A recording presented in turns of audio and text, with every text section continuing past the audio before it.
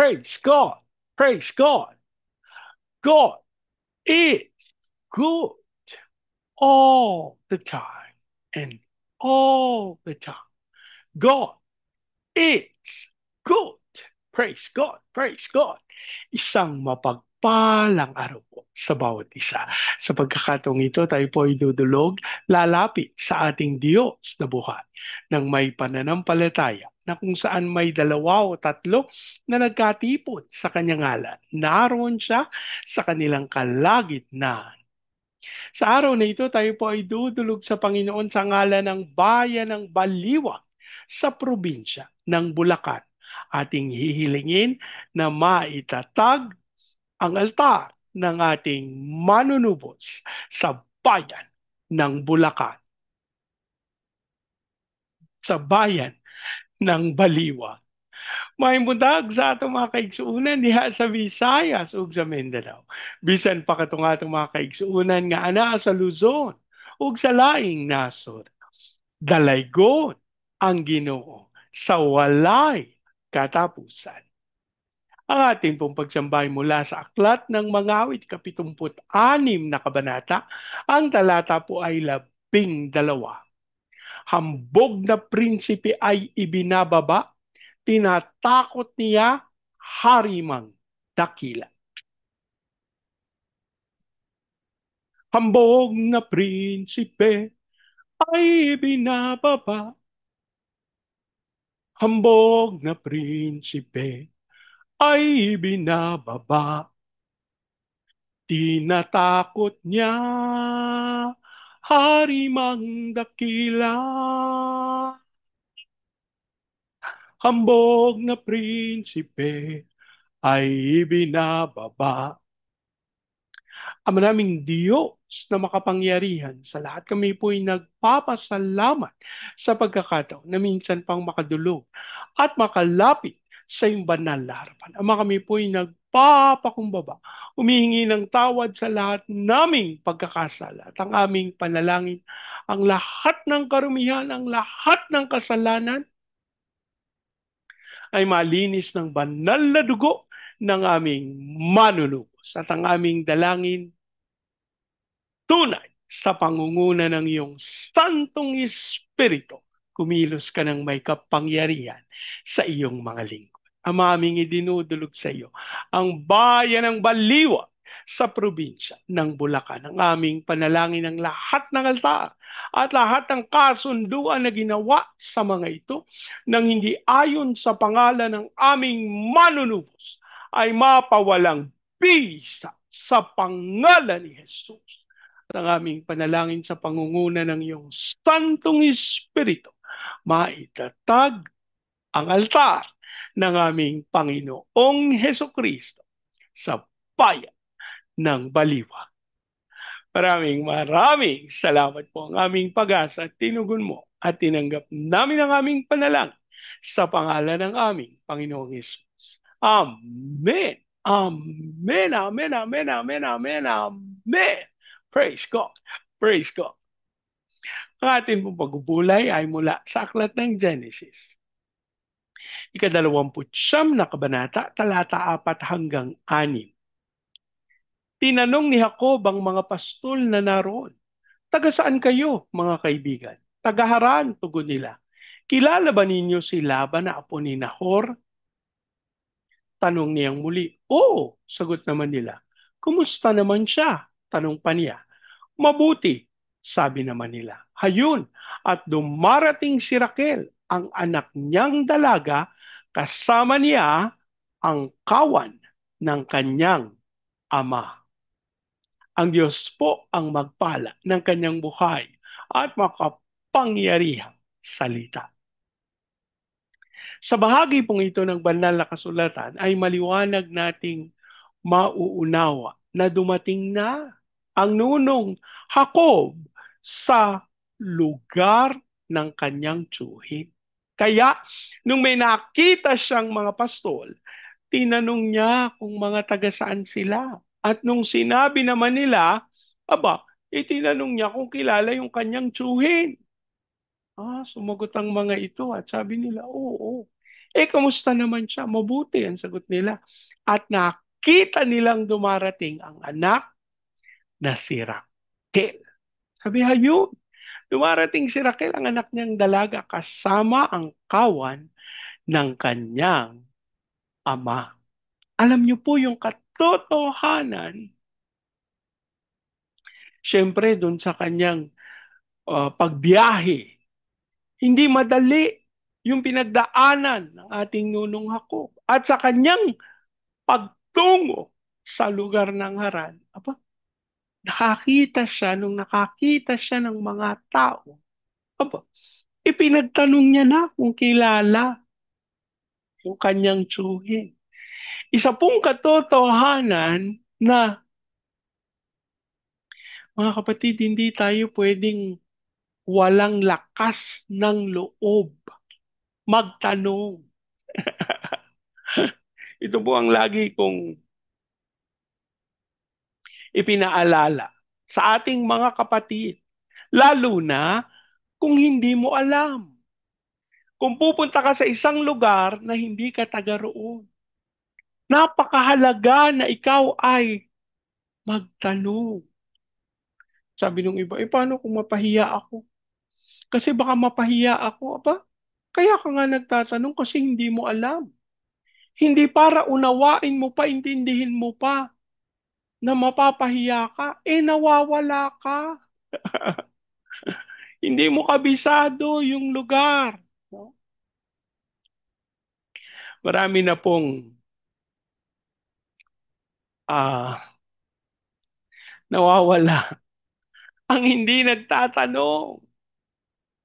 Napakahalaga na tayo'y mabuo sa ating kaisipan. Kailangan maunawa, kailangan may tumulong sa akin. Dapat po maintindihan natin to. Kailangan natin ng katulong. Ito po, nung tinitignan ko, ito yung maliwanag na ipinakita ng Panginoon. May pinagtanungan. May hininga ng tulong ang ating nunong ako. Alam niyo po, sa kasalukuyan, isa sa napakahirap gawin ng mga tao sa kasalukuyan, ang humingi ng tulong. Ang aminin na hindi nila alam. At alam niyo po, isa itong katotohanan na kasi nasa isip nila kapag sinabi nila na hindi nila alam, mapapahiya sila. Titignan sila na mababa. Titignan sila na katawa-tawa. Alam niyo po ako po isang teacher by profession. May mga estudyante na nagtatanong kasi nangungulit. Kaya, alam ko ang sagot kung paano sagutin. Pero, kapag ang estudyante ay nagtatanong sapagkat gustong matuto, ayan po ang nagdadala sa puso ng mga teacher ng kagalakan, ng kaisipan na paano ko pa kaya mapagbubuti. At alam niyo po, yun yung napansin ko dun sa mga teacher ko na laging tinatanong. Gustong gusto nilang tinatanong sila. Hindi nila sinasabi, hindi nila pinapakita. Isa nga parang nagagalit pa. Alam mo na kapag alam kasi nila na yung nagtatanong, gustong matuto. Kap, ganyan yung attitude ng estudyante. Alam niyo po, kahit minsan nag-overtime kami. Sasabihin ng teacher, kung hindi lang ako may susunod na klase. Ibig sabihin, na-enjoy niya yung panahon kasama yung kanyang klase. Alam niyo, ang Panginoon, natutuwa kapag nagtatanong tayo. Kapag inaalam natin yung kanyang kagustuhan. Kapag inaalam natin ano yung kanyang plano. Ano yung kanyang gustong gawin natin. Kasi nahihiya ako eh. Nahihiya ka sa Panginoon. Kailangan mong mabatid sapagkat kailangan mong lakaran ng makatwiran ang landas ng Panginoon. At ito'y matutupad mo lamang kung yung mababatid ang kabuuan at ito'y magdudulot ng pagpapala hindi lang sa iyo, kundi sa buong sambayan. At alam niyo po, yung mga nakapaligid sa inyo, may excite din sila. At kapag nabatid nila na, nagtanong ka sa Panginoon, ha? Kinausap ka ng Panginoon, ito po'y magdadala ng inspirasyon para sila man ay makipag-usap sa ating Diyos na buhay. Mga kapatid, ako'y nagpapasalamat sa Panginoon sapagkat ang Diyos sa kanyang karunungan ay nakikipag-ugnayan sa atin. May mga pagkakataon po, may tanong ang Panginoon po. May sinasabi ang Panginoon sa akin. At may isang pagkakataon na hindi ko sinunod. Bagkus nakipag-argue ako sa Kanya na kapag ganyan ang ginawa, pag ganyan ang nangyari, ito, nilatag ko yung aking mga possible na magaganap dun sa sinasabi ng Panginoon. Sabi ng Panginoon, bakit may imposible ba sa akin? Ako, ang inyong mong lingkod ay natulala. At nasabi ko sa akin sarili, oo nga, may imposible ba sa akin? Na sa katotohanan po walang imposible sa Diyos. Kaya po naisip ko, kung walang imposible sa Kanya, bakit hindi ko siya susundin? Simula po no, basta may sinabi ang Panginoon, ginagawa ko sapagkat naniniwala ako mas dakila yung kanyang plano at layunin para sa aking buhay. Kaya sa aking pagsunod, alam niyo po ako may excitement, magaganap ang kalooban ng Diyos. At sigurado ako may pagpapala na kasunod. Hindi po ako naglilingkod dahil sa pagpapala, pero may kasiguraduhan ako na kapag ginanap ko ang utos ng Panginoon, hindi magiging mahigpit ang kanyang kamay, pagkus magiging malaya ito, napakawalan at ipagkaloob ang blessing na ating kinakailangan. Manalangin tayo. Ama naming Diyos na makapangyarihan sa lahat, kami po'y nagpapasalamat sa pagkatunay ikaw, Ama, ay patuloy na nagkakaloob ng kapamaraanan na aming mabatid ang iyong dakilang kalooban. Kami po'y nagpapakumbaba sa mga pagkakataon na hindi namin nasunod at naganap ang iyong dakilang nais sapagkat may sarili kaming kaisipan.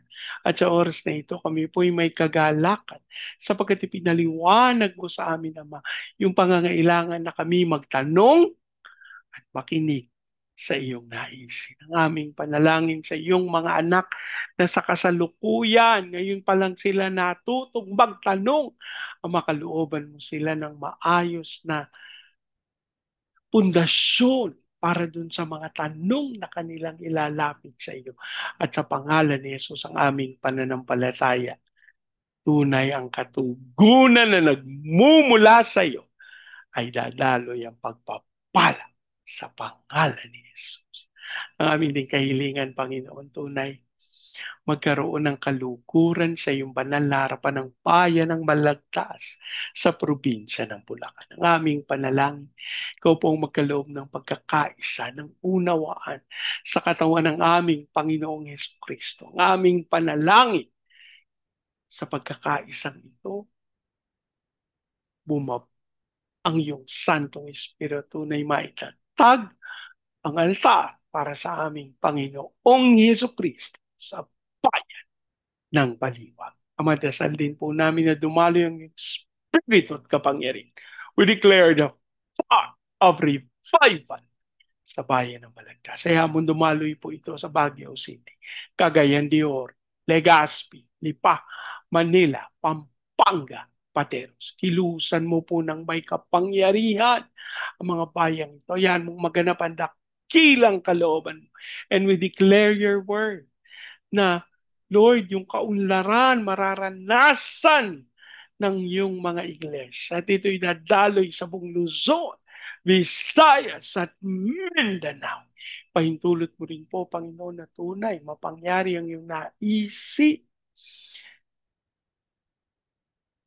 that we will accomplish your purposes for us.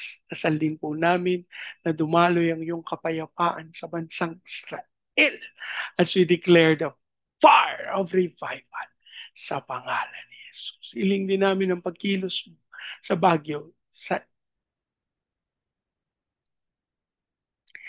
aming mga tagapanguna, Panginoon, sa aming President Marcos, Vice President Duterte, sa Senado, Kongreso, Judiciary, Military, Police, Local Government. We declare the fear of the Lord sa iyong bayang minamahal. At ang aming panalangin tunay matupad at sunod ay yung dakilang nais. Father, we pray sa fulfillment ng iyong purposes sa iyong mga anak, and we just speak revival. Lord, you also pray sa aming President Marcos, Vice President Duterte, sa Senado, Kongreso, Judiciary, Military, Police, Local Government. We declare the fear of the Lord na maghari sa aming bayan. At kami po yung pusong nananalig ang apoy ng revival ay dadalo sa buong bansa sa pangalan ni Jesus. Maraming salamat po. Ang aming pag-asa, Lord, sasamahan mo kami sa pagtungo sa Vietnam, Cambodia, Laos, Myanmar, Thailand, Malaysia, Singapore, Indonesia, at Brunei. Lord, dinadalangin din namin ang iyong kapangyarihan na dumaloy sa Hong Kong, Macau, at Taiwan. Maraming salamat po ang aming pag-asa. Tunay tinugon nyo at tinanggap namin ang aming panalang sa pangalan ng aming Panginoong Yesus. Amen. Amen, amen, amen, amen, amen, amen. Praise God. Praise God. Sa pagkakataong ito, yan yung pong salitain ko ang paspas ng Panginoon sa inyo at sa inyong sambayan. I declare the everlasting love of the Father. I declare the unending blessings of the Son. I declare the sweet, sweet, sweet fellowship of the Holy Spirit now and forever. I declare this no house and lot with parking, with a new vehicle, and with a flourishing business. In Jesus' name, amen, amen, amen, amen, amen, amen, amen, amen. Praise God. Praise God. Hanggang sa susunod po. Sama-sama natin ideklara, God bless the full of big time. And so we declare to God be all the glory in Jesus' name. Amen. Amen. Amen. Amen. Amen. Amen. Amen. Praise God. Praise God.